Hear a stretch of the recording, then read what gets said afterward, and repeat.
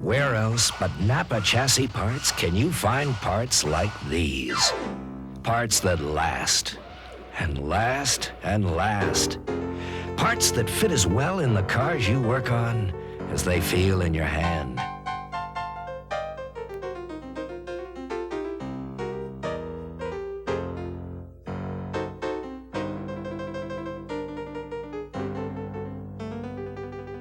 And where else but NAPA chassis parts can you find coverage like this?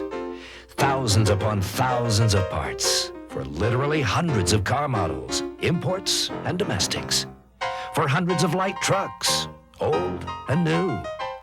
And even complete steering and suspension coverage for more than 800 heavy-duty truck axles.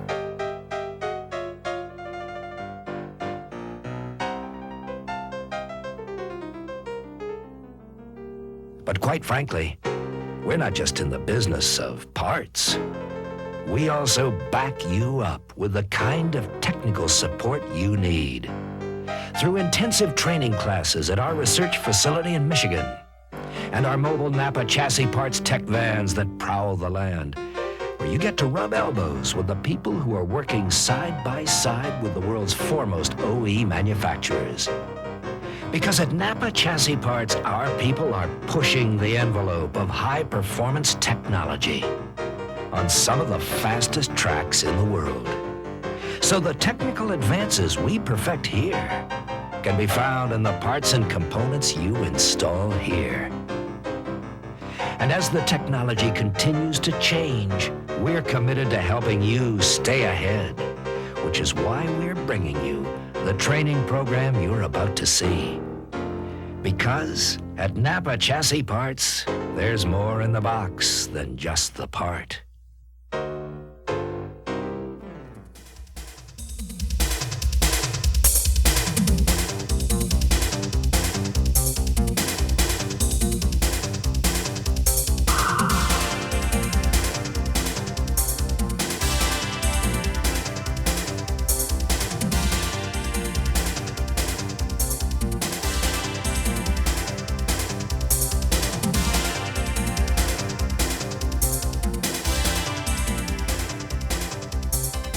The topic of this program is steering and suspension inspection and troubleshooting procedures.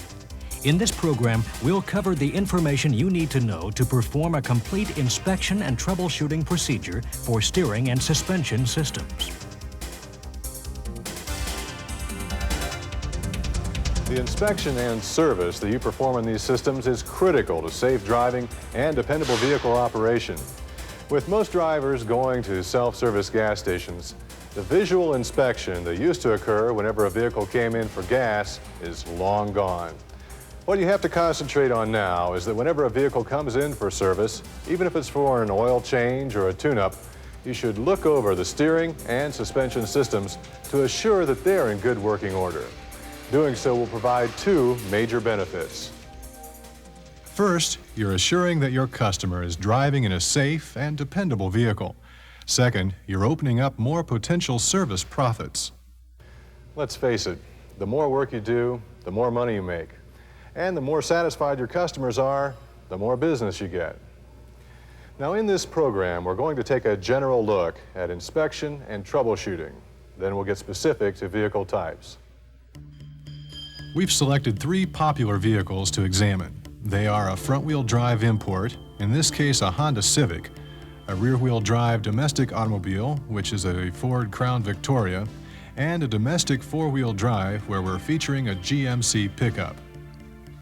The principal point to be aware of in your inspection is that it is not complicated. The inspection is primarily made up of visual checks of system components. What is most important is your ability to draw conclusions from your inspection to perform any necessary troubleshooting and repairs. Now, you may ask, when should I perform this inspection? As I said earlier, a quick visual inspection should be performed anytime you have a vehicle in for service. A more thorough inspection should be performed if the vehicle is in for wheel alignment or the owner complains of specific steering or suspension problems.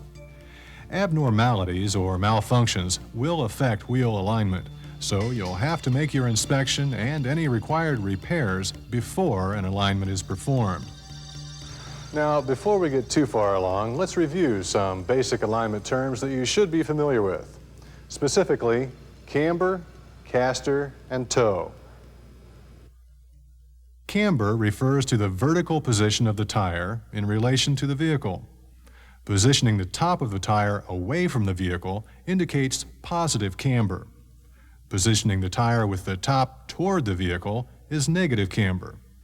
Camber adjustment primarily affects tire wear, although it does have some directional effects. Caster applies to the angle of the steering axis relation to the tire and wheel. The steering axis leans forward, negative caster, or rearward, positive caster, depending on the application. Caster is used primarily for directional control. Toe refers to the angle of the tires relative to the center line of the vehicle when viewed from above. Zero toe exists when the tires are running parallel. If they are closer together at the front than at the rear, it is called toe in. If they are closer together at the rear than at the front, it is called toe out. Typically, a slight amount of toe in is provided while the vehicle is at rest. Toe in returns to zero toe as dynamic forces develop when the vehicle goes down the road. It is important to note that toe is the most critical angle to set for proper tire wear. Also, many front-wheel drive cars have a toe-out setting. This is due to the dynamic forces associated with front-wheel drive.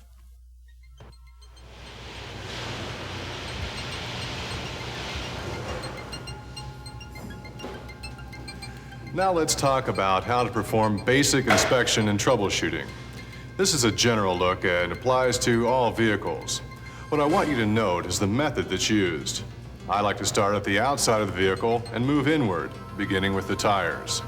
The first part of the inspection occurs with the vehicle on the ground. What you should be looking for on tires is correct pressure and size according to the manufacturer's recommendation. You won't find the manufacturer's recommendations on the tire itself. They're usually on a decal on one of the door jambs or some other easily accessible spot.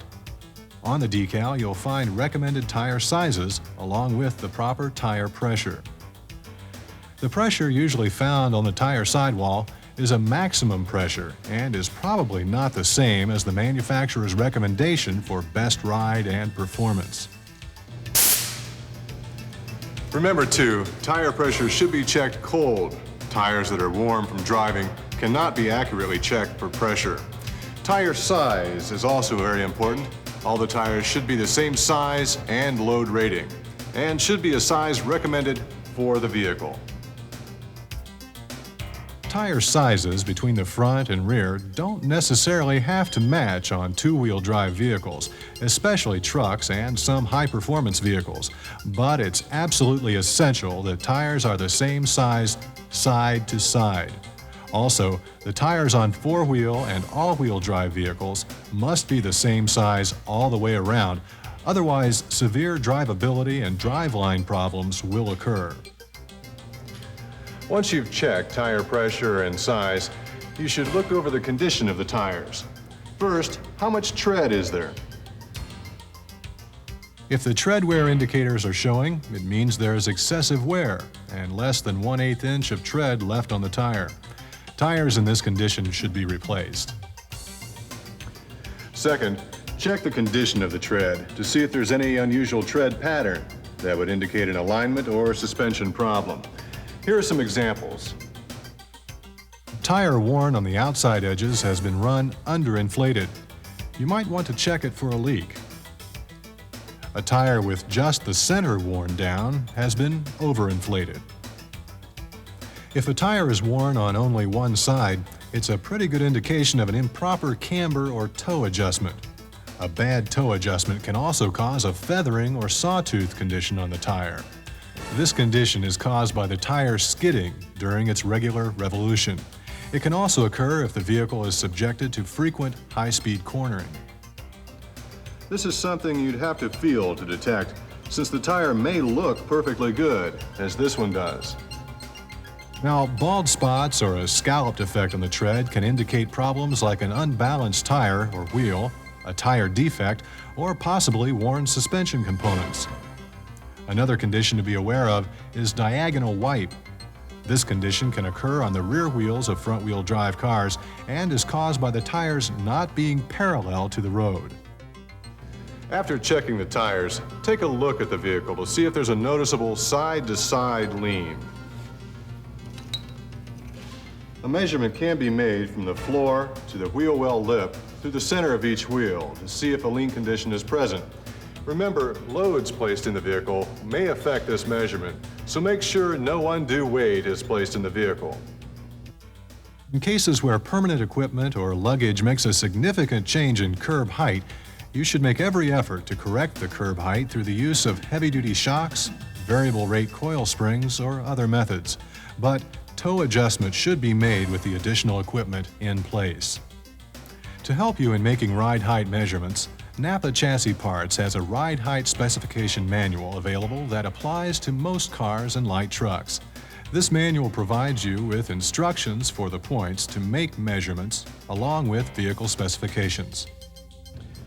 Keep in mind that a sag or lean condition is usually not repairable through the installation of hydraulic shocks or struts.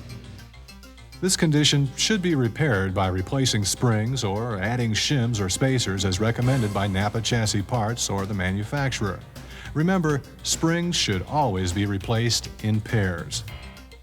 You should also give the vehicle a quick examination for damage.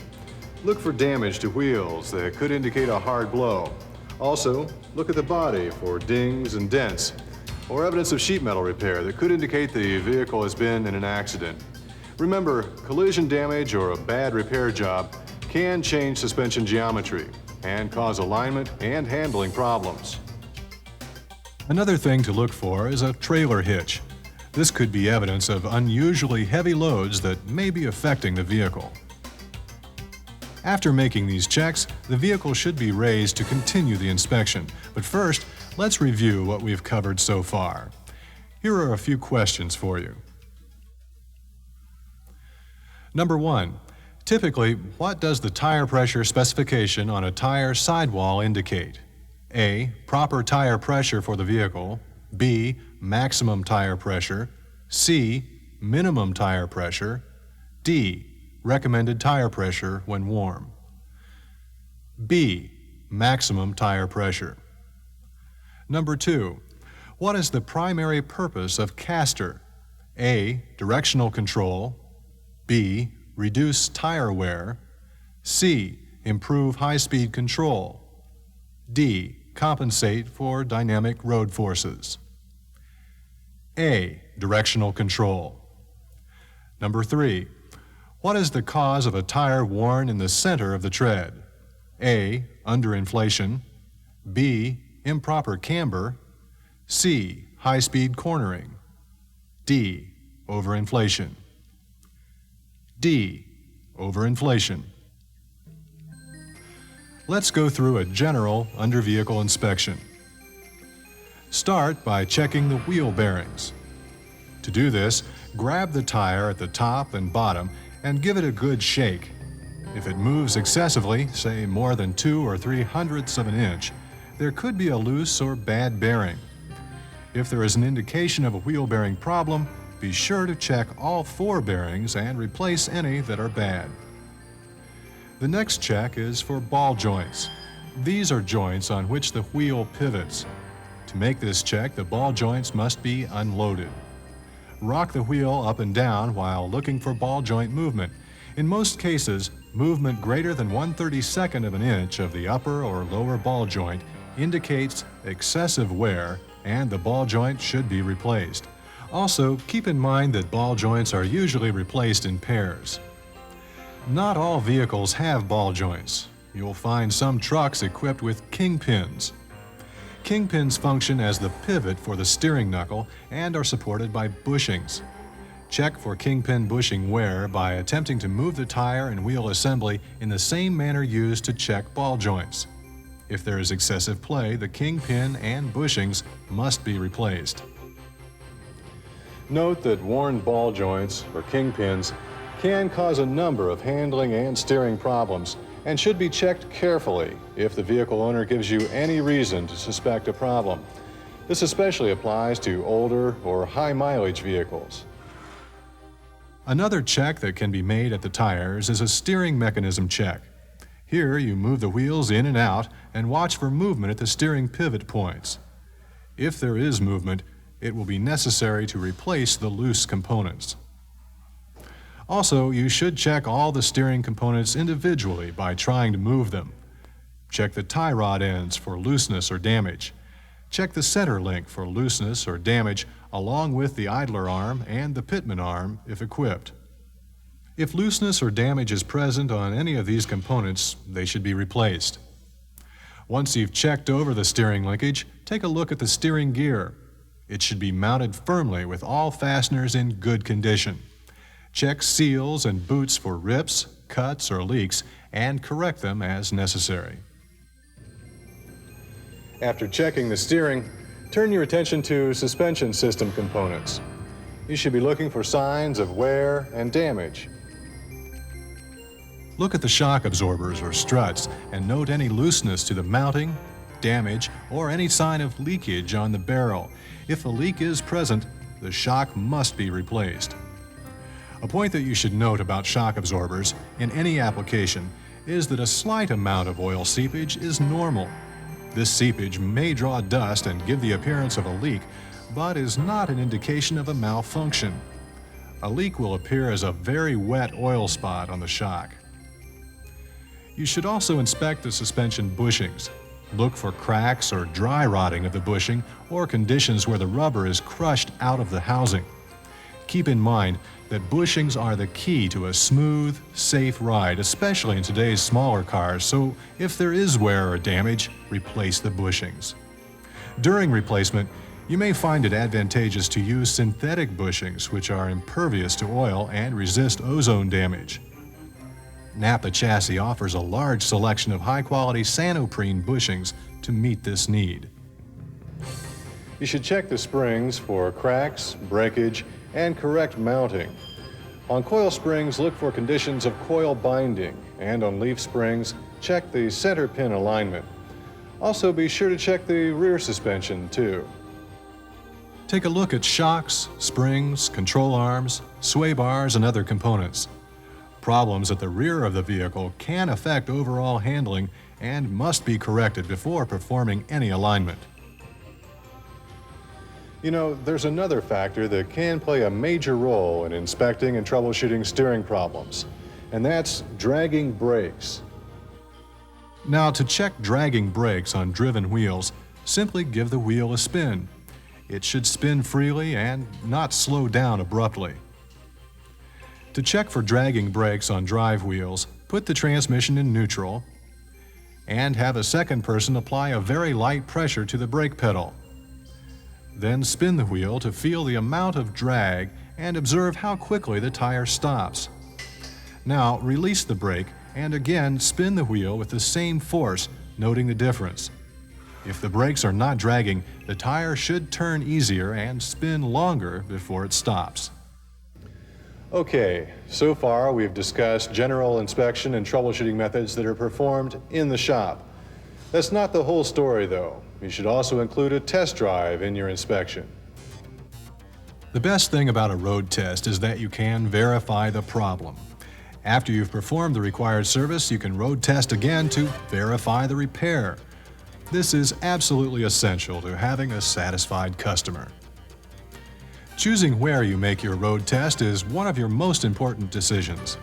You should road test in an area that's lightly traveled and as close as possible to the conditions under which the owner drives most often.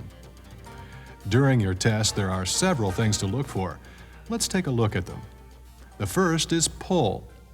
Pull is a condition where the vehicle tends to drift consistently in one direction. This is usually the easiest condition to find. Pull can be caused by a problem with suspension or steering components, or it could be an indication that camber or caster is in need of adjustment. The next condition is wander. Wander is similar to pull, except the vehicle requires correction in both directions to keep it traveling in a straight line. Wander can be caused by a problem in the suspension or steering systems, a tow-out condition, or possibly an improper caster adjustment. You must also check the action of the vehicle during cornering. To do this, make full 90-degree turns in both the left and right directions. Check the action of the steering mechanism, especially steering wheel return, and also the amount of lean during a turn. Problems in cornering may indicate worn or broken components in the steering or suspension systems or improper wheel alignment. Throughout your road test, you should check for nibble and shimmy. These conditions are indicated by short, rapid back and forth movements of the steering wheel while driving straight ahead on a smooth road at constant speed. Nibble is tire-related and can be caused by an improperly balanced wheel, excessive tire runout, or an out-of-round tire. Shimmy is steering and suspension-related and can be caused by worn ball joints, kingpins, or damaged steering or suspension components. Another condition that you should be looking for is a constant vibration that occurs at specific speeds or above certain speeds. The most frequent cause of this condition are tires or wheels out of balance, along with loose suspension components, idler arm, or tie rods. Excessive tire or wheel runout may also contribute to this condition. To check tire and wheel runout, use a dial indicator to assure runout is within specifications for the vehicle you are servicing. A point to remember about excessive runout is that it could be caused by improperly repaired structural damage that may have to be corrected before making other checks or performing an alignment. Number 1. What is the function of a ball joint? A. Acts as a pivot for a steering knuckle. B. Absorbs up and down movement of control arms. C. Absorbs back and forth movement of the control arms. D. Acts as the wear point, bushing, for wheel movement. A. Acts as a pivot for a steering knuckle. Number 2. How should you react to slight seepage from a hydraulic shock absorber? A. Replace the shock absorber. B. Rebuild the shock absorber. C. Consider the condition normal. C. Consider the condition normal. Number 3. Road testing a vehicle after performing a repair allows you to A. Verify the problem. B. Verify the repair. C. See if there are any other problems. D. Meet with the customer and discuss the malfunction. B. Verify the repair. Okay, up to this point we've talked generally about inspection and troubleshooting. Now let's get vehicle specific so that you can take the information that you've learned and apply it to particular vehicles. I've reviewed the inspections on a front-wheel drive Honda Civic, a rear-wheel drive Ford Crown Victoria, and a four-wheel drive GMC pickup. I'd like to share the information that I've found with you. Let's start with an inspection of the Honda Civic. To begin your inspection, it's a good idea to go for a test drive and try to verify any customer complaints. After the test drive, take a look at the vehicle. First, check the tires to assure they are all the same size and they are properly inflated. Remember, if the tires are still hot from driving, give them a chance to cool off before checking pressure. While you're checking the tires, look at the wheels to see if they are damaged and check the tread wear on each tire. Any problem present with the tires or wheels may be the cause of a problem or could lead you to a specific malfunction. If you suspect a problem with wheel runout, Honda recommends that you check axial runout and radial runout. The specification for axial and radial runout is the same, although there is a difference in the spec for steel and aluminum wheels. Once the tires and wheels have been checked, measure the curb height as we described earlier and compare it to the NAPA chassis parts ride height specification manual. A sag at one corner of the vehicle or a significant change from the specified dimensions may indicate a problem. That takes care of the checks that can be made with the vehicle on the ground.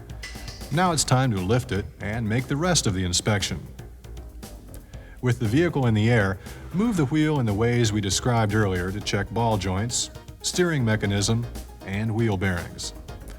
A point to note on the Civic is that Honda provides a specification for wheel bearing end play. Using a dial indicator, you can make this check.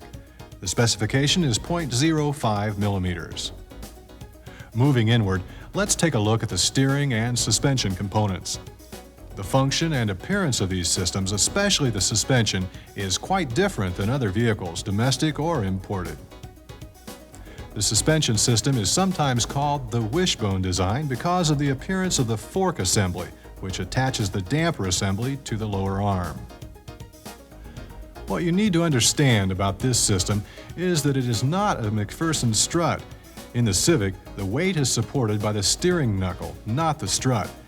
This is a damper assembly that simply combines the shock and coil spring in one unit. The damper should be checked for oil leaks in spring condition. As far as the suspension goes, you've got two ball joints, an upper and a lower, plus bushings at almost every joint. Take a close look at all these components and try to move things around to determine if there is any looseness. A check that could easily be overlooked is for the upper control arm bushings. To check these bushings, grasp the steering knuckle and try to move it back and forth. If the steering knuckle moves, it means that the upper arm bushings have deteriorated. The steering system is actually quite straightforward. Tie rod ends transfer the movement of the rack and pinion steering gear to the steering knuckle. Make sure that the tie rod ends are not loose. Also, check the steering gear for proper mounting and for any leaks, either from the boots, power steering hoses, or from the rack seals. You should remember that because of the proximity of the steering gear to the transaxle assembly, fluid leaks coming from the transaxle could be blamed on the steering gear, or vice versa. Make absolutely sure that you know the source of a leak before making repairs. Finally, take a look at the CV joint boots to assure they are not torn or deteriorated. Moving to the rear suspension, make similar checks to the ones performed on the front of the vehicle, specifically for bearing end play. There are several components in the rear suspension, all attached through bushings. You should check the trailing arm, upper arm, lower arm, compensator arm, and stabilizer link for damage. Check all of the bushings for deterioration or damage and replace as necessary. Also, take a look at the condition of the stabilizer bar and its related bushings. Like the front suspension, a damper is used instead of a strut. Check the damper for any oil leaks and look the spring over for cracks or other damage. Well, that's a brief look at the current Honda Civic. This is also representative of the Prelude. Number 1.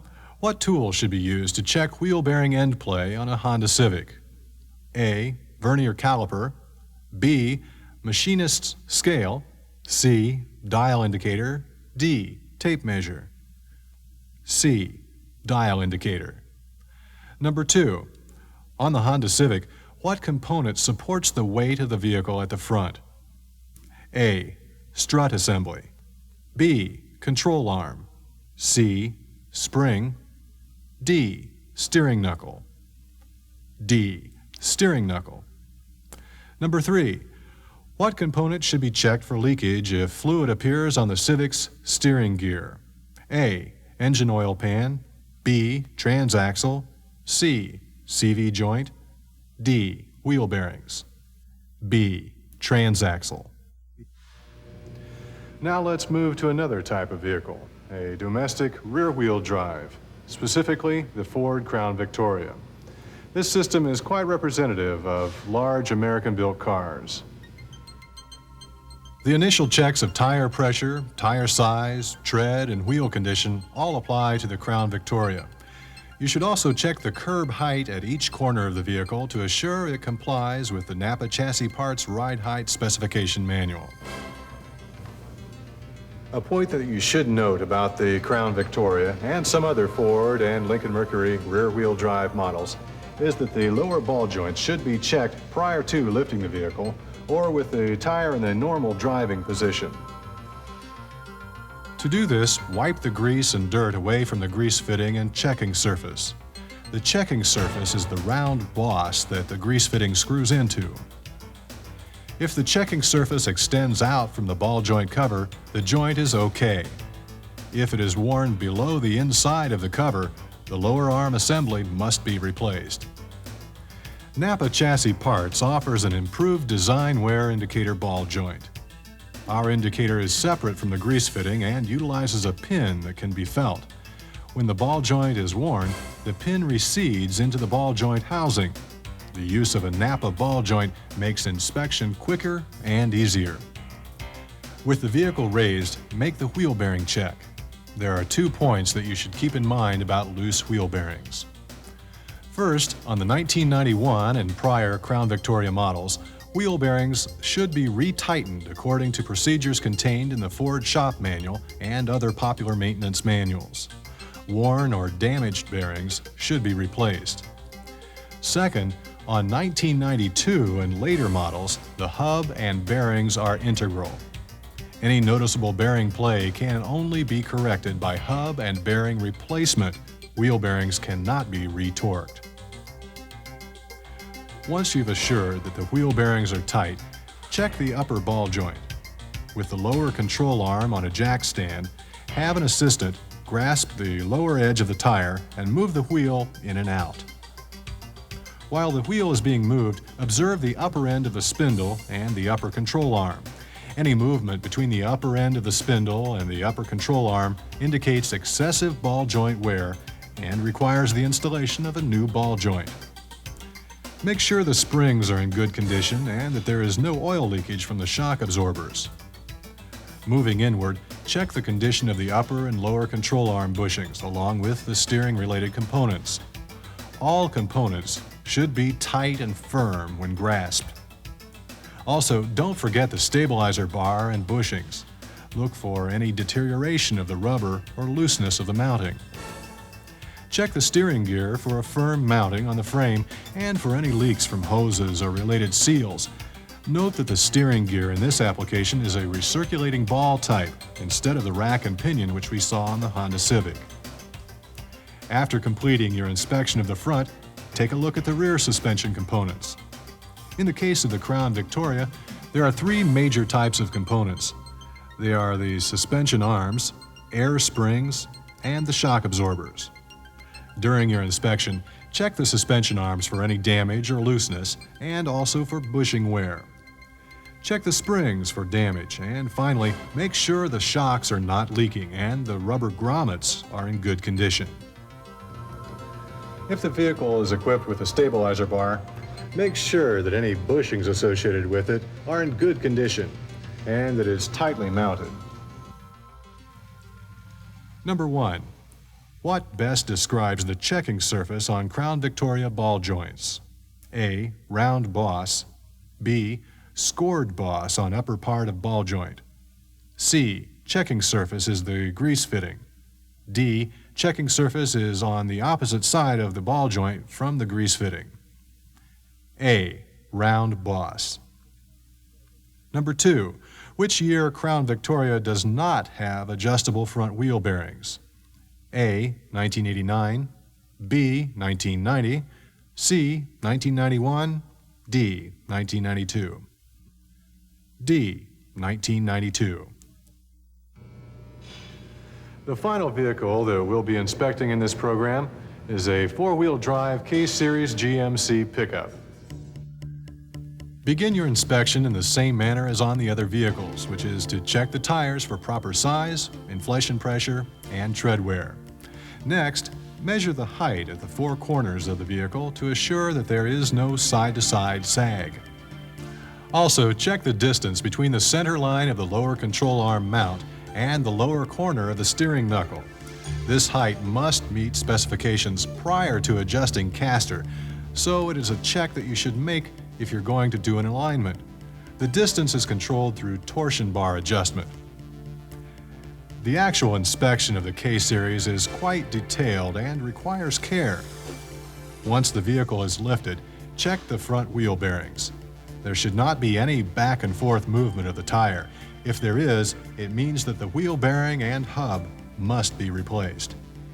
Wheel bearing torque is not adjustable on the GMC four-wheel drive. The ball joints must be checked using a specific procedure. This is accomplished by supporting the vehicle at the outermost point of the lower control arm. In this position, the vehicle must be stable and not rock, and the upper control arm bumper must not contact the frame. Place a dial indicator against the spindle to show vertical movement, and then pry between the lower control arm and the outer race of the constant velocity joint while reading the dial indicator. If there is more than 2 millimeters of movement, replace both the upper and lower ball joints. A point to note is that you should not pry between the lower arm and the drive axle seal, or in such a manner that the ball joint seal is contacted. This would damage the seal cover and require the replacement of the ball joint. Once the ball joints are checked, take a look at the tie rod ends and relay rods to assure there is no excessive looseness. If there is, replace the component. Next, check the idler arm. If the movement is beyond manufacturer's specs, replace the idler arm. Jerking the right tire back and forth, causing an up and down movement of the idler arm, is not an acceptable testing procedure in this instance because there is no control on the amount of force being applied to the idler arm. For accuracy, GM recommends this check be performed with a spring scale. Other checks that you should make on the front steering and suspension include checking the pitman arm for looseness or damage, checking the steering gear for a solid mounting, checking the CV joint boots for tears or damage, assuring that the torsion bars are not damaged and are solidly mounted, checking the shock absorbers and steering damper for any leakage or damage, and checking for any damage or deterioration of the suspension system bushings. Now let's move to the rear of the vehicle to continue our inspection. Note that leaf springs are used here. These springs are mounted through bushings at either end. You should check the condition of these bushings to assure there is no damage or deterioration. Also, check to make sure that the fasteners are in good condition and there are no cracks in the leafs or U-bolts. A point to be aware of is that spring breakage will normally occur at the center of the leaf, where stress is highest. You may have to wire brush the sides of the springs to spot any cracks. After checking the springs, take a look at the shocks and make sure that there is no leakage or exterior damage. Well, this concludes our look at 3 different vehicle suspension systems. In general, the best thing for yourself and your customers is to perform a thorough inspection and try to isolate problems. Also, being thorough means increased sales for you and a customer that's safer and more satisfied. Number 1. What vehicle condition does the Z height pertain to? A. Front end sag. B. Rear end sag. C. Tire wear front. D. Tire wear rear. A. Front end sag. Number 2. Front wheel bearing torque on a GMC four-wheel drive is A. Adjustable with a torque wrench. B. Adjustable using a dial indicator. C. Not adjustable. D. Not adjustable when the vehicle is in four-wheel drive mode. C. Not adjustable. Number 3. How much force should be placed on the idler with a spring scale when checking for wear? A. 10 pounds. B. 15 pounds. C. 20 pounds. D. 25 pounds. D. 25 pounds. Thanks for watching, and good luck on your steering and suspension service.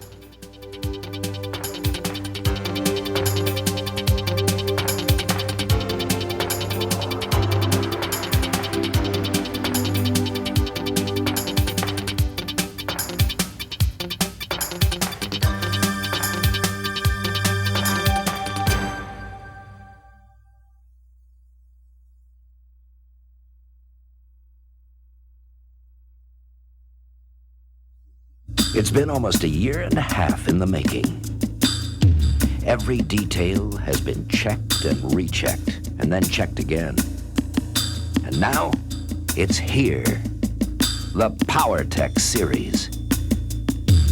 Don't think of it as training. Think of it as your future. Hi, and welcome. This is the first edition of PowerTech. We hope to make it the most up-to-date, the most useful, and the most professional training series on the market. You need to keep up on the rapidly changing technologies of automotive repair. And that's what these programs, the PowerTech series, are all about. Pat Goss, one of the automotive aftermarket's leading experts on automotive repair and training.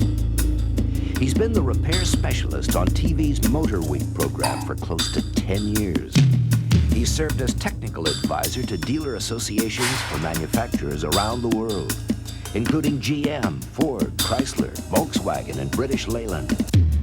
And maybe most important of all, he has also owned and operated his own automotive repair shop in the Washington, D.C. area since 1970. Now, he's teamed up with NAPA Chassis Parts and XL's Video to develop the most effective, the most specific, the most hands-on training videos the automotive repair industry has ever seen. In order to get training programs of this caliber, the only thing that I would be able to do would be able to send my guys off to school.